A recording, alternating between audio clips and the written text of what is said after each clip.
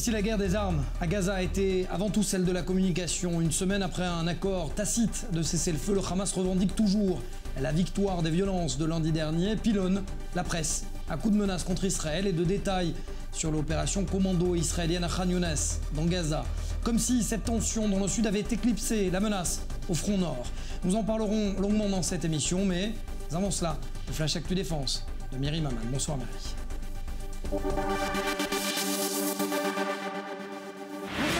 Bonsoir à tous. C'est un accord qu'Israël ne peut ignorer. Moscou aurait proposé à Jérusalem le retrait des troupes iraniennes de Syrie en échange d'un allègement des sanctions contre Téhéran. Le départ des gardiens de la révolution de Syrie serait donc une bonne nouvelle, mais Jérusalem devrait alors convaincre Washington qui vient à peine d'imposer de nouvelles sanctions contre Téhéran sous les applaudissements du Premier ministre israélien, sans compter que ces mesures américaines sont destinées à empêcher Téhéran de développer son programme nucléaire et balistique. Un choix quasi impossible donc pour Binyamin Netanyahou, qui a rappelé encore cette semaine, en pleine crise politique, que la situation sécuritaire du pays était plus délicate que jamais. On l'écoute. On se prépare à toutes les éventualités. Comme je l'ai dit hier, nous sommes dans une phase qui n'est pas encore terminée. Dans un contexte sécuritaire si délicat, c'est un manque de responsabilité que de faire tomber le gouvernement. Que nos partenaires décident de renverser le gouvernement ou non, nous continuerons d'agir pour assurer la sécurité de nos citoyens. C'est dans ce contexte que le chef d'état-major israélien s'est rendu mardi à la frontière nord. L'occasion de rappeler que Tsahal continue d'agir contre l'ancrage de l'Iran sur le sol syrien. Objectif, protéger les civils israéliens.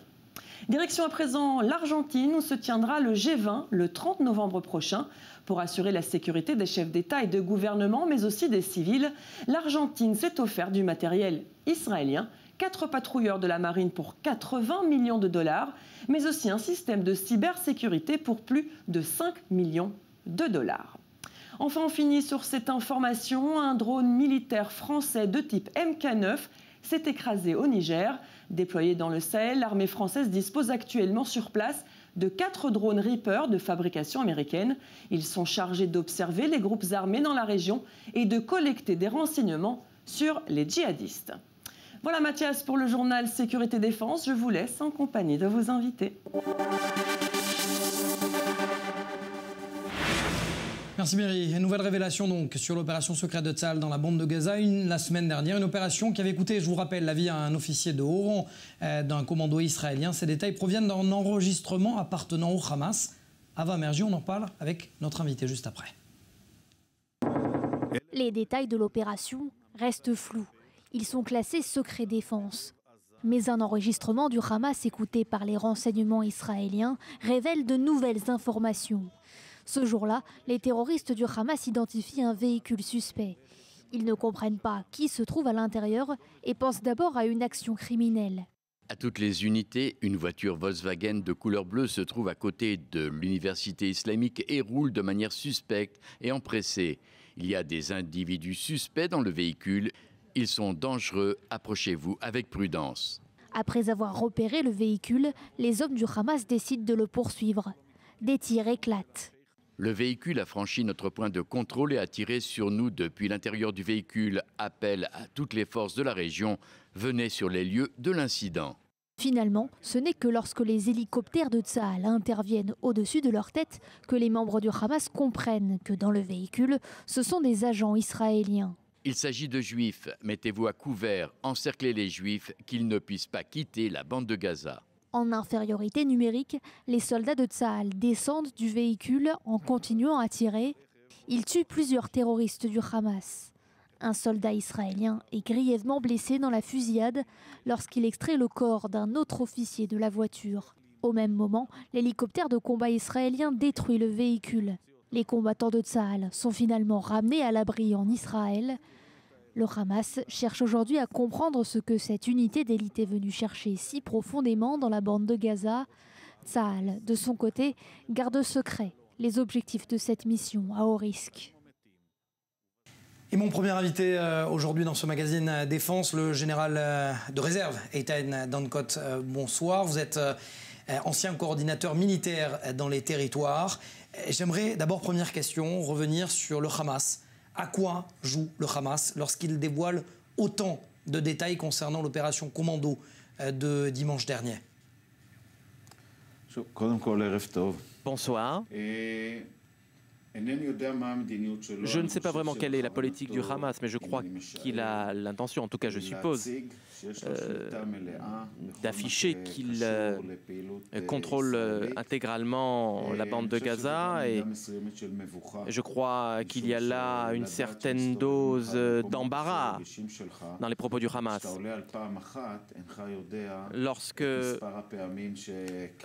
vous réussissez à déjouer une telle attaque, vous ne savez pas combien de fois de telles opérations ont eu lieu sous votre nez. Cela ne me fait pas un grand effet. Je crois que cette opération stratégique était très importante. Elle a mal tourné, c'est une réalité, mais cela arrive et heureusement pour Israël que cela est très rare, même si le lieutenant-colonel M a perdu sa vie, mais je suis certain que les grandes capacités des unités d'élite israéliennes et que les prises de décision se font comme il se doit, au moment où il se doit, qu'importe les distances, qu'importe les arènes sécuritaires dans lesquelles nous œuvrons, pour pouvoir assurer notre existence et pour pouvoir assurer la sécurité de nos concitoyens. En tant que coordinateur militaire, si vous étiez en poste aujourd'hui, quelle pourrait être la stratégie israélienne? Continuer à se taire et ne pas écouter le Hamas?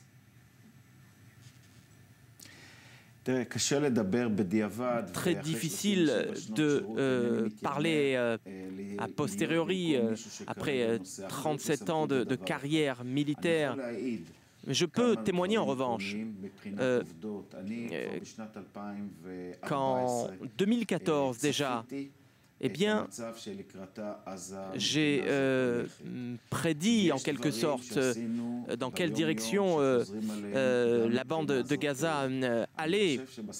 Je crois qu'au bout du compte, la politique humanitaire et la politique économique d'Israël engagée dans la bande de Gaza est une politique judicieuse. Je ne permettrai à aucun ouvrier palestinien à entrer en Israël jusqu'à ce que le Hamas prenne en main l'accalmie à la frontière.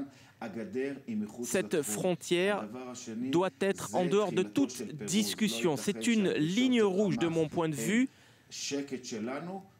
Il faudrait que pour le Hamas se démilitarise en contrepartie de notre politique économique, de notre politique humanitaire dans l'enclave palestinienne. Je suis pour la promotion de la vie normale dans la bande de Gaza, mais pas sur le compte de la sécurité des citoyens israéliens. Général Dangot, cette guerre, elle est des armes ou elle est celle des images aussi, celle de la communication entre Israël et le Hamas? Je dirais les deux. Toute guerre ou toute situation sécuritaire que l'on observe dans le monde entier, il y a l'aspect sécuritaire, l'aspect psychologique et puis l'aspect également psychologique dans les coulisses. Je dirais qu'il ne nous faut pas paniquer outre mesure à la vue de certaines vidéos, de certaines images que publie le Hamas. Lorsque vous êtes un État, vous agissez en pleine conscience et vous mesurez vos décisions en fonction des enjeux géopolitiques et des intérêts que vous souhaitez servir. Si vous prenez l'Égypte, si vous prenez les pays arabes modérés, voire même d'autres pays occidentaux qui souhaitent l'accalmie, eh bien, elles se heurtent à chaque fois aux conditions du Hamas. Je ne crois pas, moi, personnellement, au terme d'arrangement avec le Hamas. Un cessez-le-feu, s'il n'était pas respecté, à commencer par la frontière, eh bien ce cessez-le-feu se mesure à la capacité d'un enfant habitant dans une habitation à la lisière de la bande de Gaza à vivre en sécurité. C'est insupportable de savoir et de penser ce qu'il peut endurer chaque nuit à cause des traumatismes qu'il endure.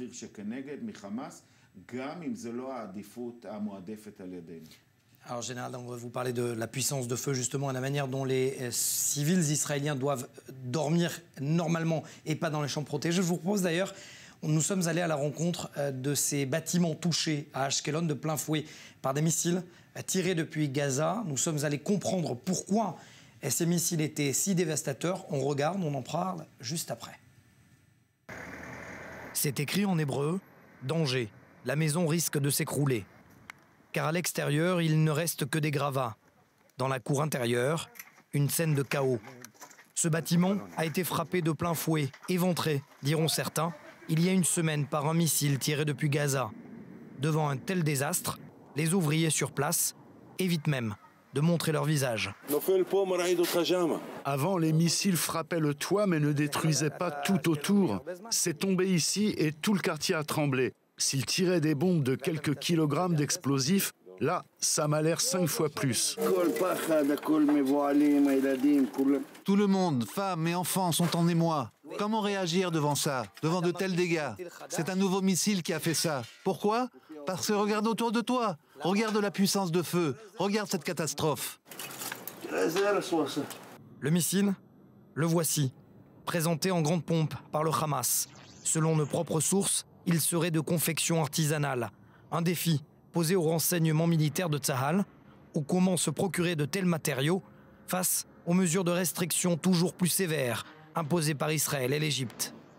Plus petit et surtout plus dévastateur que les roquettes Qassam, sur le modèle de ceux utilisés en Syrie par les rebelles, sous la forme de barils de poudre et qui non seulement pénètrent leur cible, mais augmentent le volume des destructions au moment de l'impact. Yossi Greenberg est l'officier responsable de la sécurité de la ville d'Ashkelon. Ce colonel de réserve de l'armée israélienne est lui aussi surpris par la puissance de feu du missile et appelle les autorités à réagir. Nous avons vu cette fois une roquette d'une puissance nettement supérieure à ce que nous avions l'habitude de vivre ici. Il ne faut plus que de telles menaces pèsent à nouveau sur une ville de 150 000 habitants. Je suis briefé autant que possible par la défense passive sur ce genre d'incident grave comme celui-ci. Ce que je tiens dans ma main, cette poudre grisâtre, c'est ce qu'il reste de la charge d'explosifs de ce missile tiré depuis la bande de Gaza, ici, à Ashkelon. On voit, les dégâts sont considérables. Tous les murs en dessous sont détruits ou partiellement brûlés. Ce missile, tiré il y a une semaine, selon la plupart des experts israéliens, portait une charge de plusieurs dizaines de kilos d'explosifs. C'est dans une de ces pièces que se trouvait le Palestinien en situation illégale, tué par l'impact. La puissance de l'ogive de ce missile explique les dégâts. La plupart des missiles tirés lundi dernier étaient de ce type et plus puissants que ceux que nous avions connus dans le passé. Ce n'est pas le seul bâtiment touché lundi dernier. Cette maison a littéralement été soufflée dans l'impact. Les murs porteurs ont été détruits, les vitres brisées, des dommages considérables jusqu'au garage de la maison voisine. Le frère du propriétaire vient sous nos caméras constater les dégâts. Je ne me souviens pas de tels dégâts, ils ont des nouveaux missiles, c'est indéniable. Mon frère est fort, peu importe le matériel, on le remplace. En revanche, le sentiment de traumatisme ou les blessures, on ne peut pas les changer. Le Hamas continuerait en attendant de produire de tels missiles, capables, à plusieurs reprises au cours des dernières violences, de passer outre le système d'hommes de fer. Eitan Nangon, vous êtes toujours avec nous, général de réserve de l'armée israélienne. C'est quoi cette crise dont parle Benyamin Netanyahou actuellement? Vous avez été secrétaire général, secrétaire militaire d'Ehud Barak, Amir Peretz, Shaul Mofaz, des ministres prestigieux de la Défense. Est-ce qu'on n'est pas en train de parler trop de défense, justement, et de faire plus de la politique?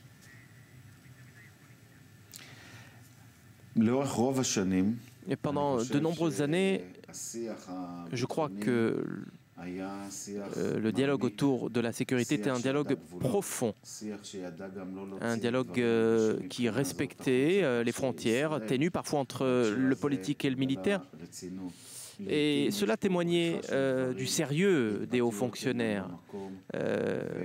Aujourd'hui, autrefois les expressions étaient respectueuses de l'opinion publique. Aujourd'hui,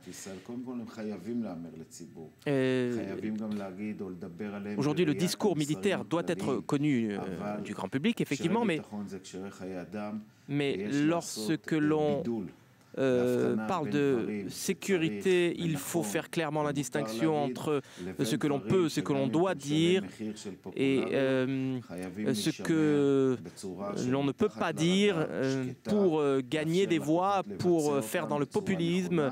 Il faut prendre des décisions avec réserve et ne pas hurler au loup. Très rapidement, une question. Nous avons interviewé, nous allons l'entendre dans quelques instants, l'ancien ministre des Affaires étrangères, Hervé Tcharet, et il dit une phrase qui m'a assez surpris: Israël communique avec le Hezbollah, c'est une chose connue. Qu'est-ce que vous avez à lui répondre?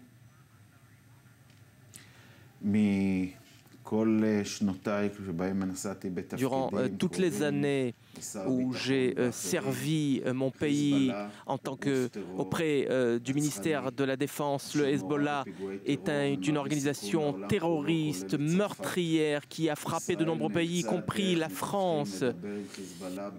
Israël avait autrefois parlé indirectement au Hezbollah pour récupérer les dépouilles de ses soldats. Israël est contraint par rapport au gouvernement libanais de dialoguer avec ce pays, par exemple pour les arrangements autour de la FINUL. Mais à ce que je sache, personne ne parle aujourd'hui à une organisation qui menace Israël et qui menace également le monde occidental. C'est une organisation de terroristes qui doit être sous le feu des critiques et des mesures internationales qui doivent couper le robinet qui alimente cette organisation chiite terroriste. Merci Eitan Dangot, ancien général de l'armée israélienne. Merci à Cyril Amar d'avoir interprété vos propos. Merci général Dangot. Merci et bonsoir. Israël ne parlerait donc pas au Hezbollah selon ce général israélien. En revanche, la France, oui, parlerait via des canaux au Hezbollah. C'est ce que nous dit Hervé Tcharet, ancien ministre des Affaires étrangères, au micro de Charlotte Ozer. Écoutez-le, on en parle longuement avec notre prochain invité. La réponse à la question, brutalement, est oui, mais de façon officieuse. C'est-à-dire, ce n'est pas moi qui l'ai fait, mais nous avions des canaux de discussion avec le Hezbollah. Mais pour obtenir du Hezbollah la renonciation à toute attaque militaire contre le territoire israélien, il a fallu que je discute avec l'Iran. Et à l'époque, les Américains, les Israéliens refusaient de discuter avec l'Iran, considéré comme un État terroriste. Bon, je ne discute pas la qualification, mais moi j'ai souhaité rencontrer au contraire le ministre des Affaires étrangères iranien, M. Velayati. On ne peut pas traiter les problèmes si on refuse de parler avec les interlocuteurs. D'ailleurs, les Israéliens, croyez-moi, ne manquent pas d'avoir leurs propres canaux. Pierre Martinet, bonjour depuis Paris. Vous êtes ancien cadre de la DGSE et aujourd'hui directeur de Wincorp Security Defense à Londres. Alors, première question qui me vient à l'idée. La France coopère avec le Hezbollah, c'est ce que dit Hervé Tcharet. Discussion officielle ou via des canaux secrets, Pierre Martinet? Alors, je pense que c'est via des canaux, comment dirais-je, en zone plutôt grise. Hein. Toute cette diplomatie est plus importante sous couverture entre guillemets qu'officiellement, bien évidemment. Mais ça a toujours été comme ça, de par de toutes les diplomaties, et tous les services sont à la fois du côté A et du côté B pour des communications, pour éviter éventuellement des attentats sur ces territoires aussi, quoi. Comment parler avec un groupe terroriste responsable aussi d'attaques particulièrement meurtrières contre les cibles françaises? Je pense au Drakkar à Beyrouth en 1983. On parle aussi d'une implication française, par exemple, dans l'élimination d'Imam Mournier du Hezbollah. Oui, bien sûr que c'est pour le commun des mortels, c'est un peu compliqué de voir ça parce que vous faites allusion à l'attentat de 83, j'y étais, donc évidemment, quand on voit après certaines discussions, ça paraît surréaliste si, entre guillemets, on frappe d'un côté, mais on converse de l'autre. Mais ça, je crois que ça a toujours été comme ça. La France a toujours, la diplomatie française et les services ont toujours été, comment dirais-je, officiellement pris des positions, mais officieusement, on a bien évidemment collaboré avec certains services, notamment avec la Palestine, à une certaine époque, dans la formation et dans la livraison de certains matériels. Alors ça, on va y venir. J'aimerais, avant cela quand même, attendez, vous êtes en train de me dire que la France a collaboré avec certaines personnes de l'administration palestinienne, formation? Oui, bien sûr. La France, par l'intermédiaire de ses services secrets, c'était dans les années 2000, il y a prescription. J'y étais à cette période. Nous avons fait de la formation pour des services palestiniens. Ils sont venus se faire former par les services français. Et nous avons livré de certains matériels par le biais de la valise diplomatique. C'est malheureusement il y avait quoi dans ces valises quotidien de tous les services. C'est ce qui s'est passé. Pierre Martinet, il y avait quoi dans ces valises? Alors, ce qu'il y avait dans les valises, je ne l'ai pas vu physiquement, je ne l'ai pas vu personnellement, mais nous avons fait des livraisons, comment dirais-je, de matériel sensible à l'autorité palestinienne. Alors, l'autorité ou les services, via des canaux diplomatiques. Mais c'est ce qu'on a fait avec la Libye. J'étais en Libye il y a quelques années. Les services français étaient du côté des islamistes, puisque le but, c'était de faire tomber Kadhafi via les islamistes. Donc, encore une fois, il n'y a pas de zone noire ou blanche, il n'y a que des zones grises. Et c'est à ça que servent les services secrets de tous les pays. Ces valises, pardonnez-moi, Pierre, pardonnez-moi de revenir sur cette information. Ces valises, elles étaient envoyées par l'Élysée ou le Quai d'Orsay?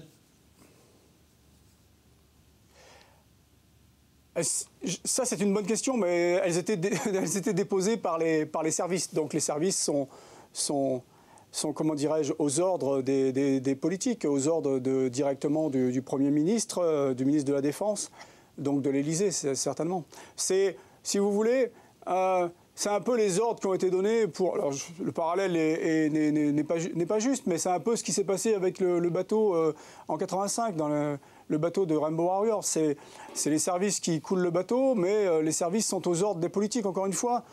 Qu'on soit d'accord ou pas d'accord, moi je n'étais bien sûr pas d'accord à cette période, encore moins maintenant avec le temps, avec la réflexion, c'était il y a plus de 20 ans, je vous le disais tout à l'heure, mais c'est le lot quotidien de tous les services. Ce qui se passe en Syrie aujourd'hui, enfin ce qui s'est passé en Syrie il y a quelques années, très ambigu également, parce qu'on n'a jamais pris position véritablement. Moi, à chaque fois, j'ai cette image en tête qui a fait 60 millions de morts. C'est dans les années 30, l'Europe n'a jamais pris en considération la montée du nazisme et la position d'Adolf Hitler à cette période et trouvé des excuses pour ne pas agir.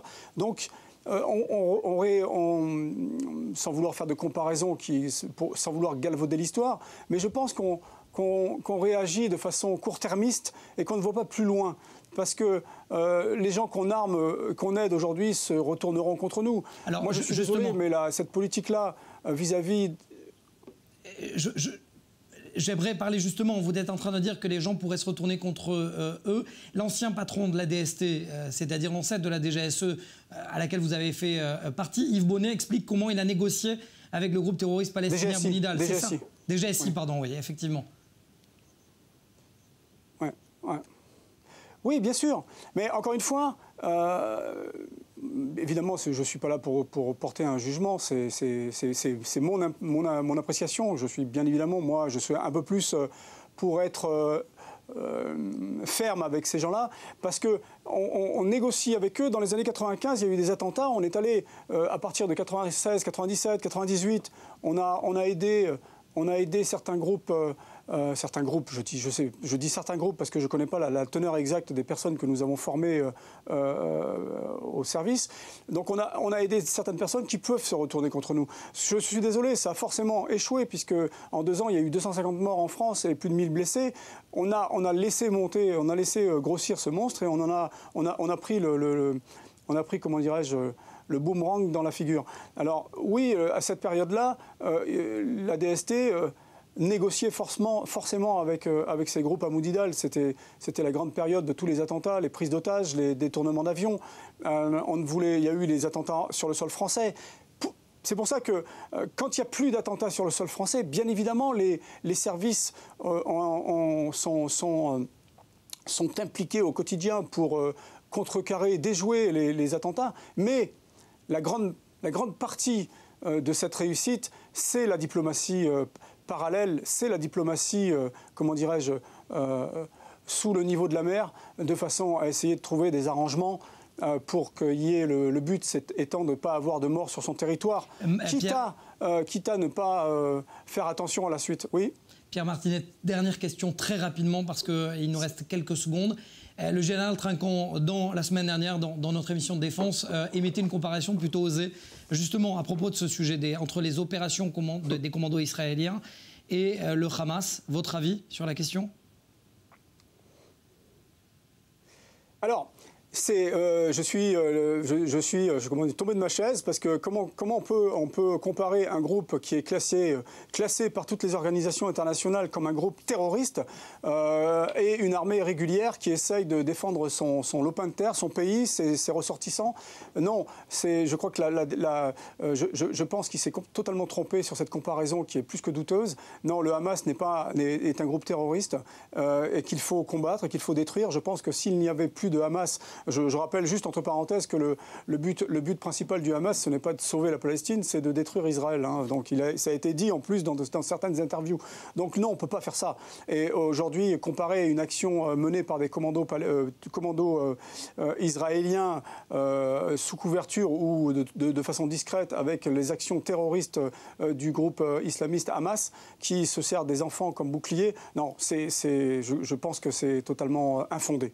Merci beaucoup Pierre Martinet d'avoir été avec nous depuis Paris, ancien cadre de la DGSE, aujourd'hui directeur de Wincorp Sécurité Défense à Londres.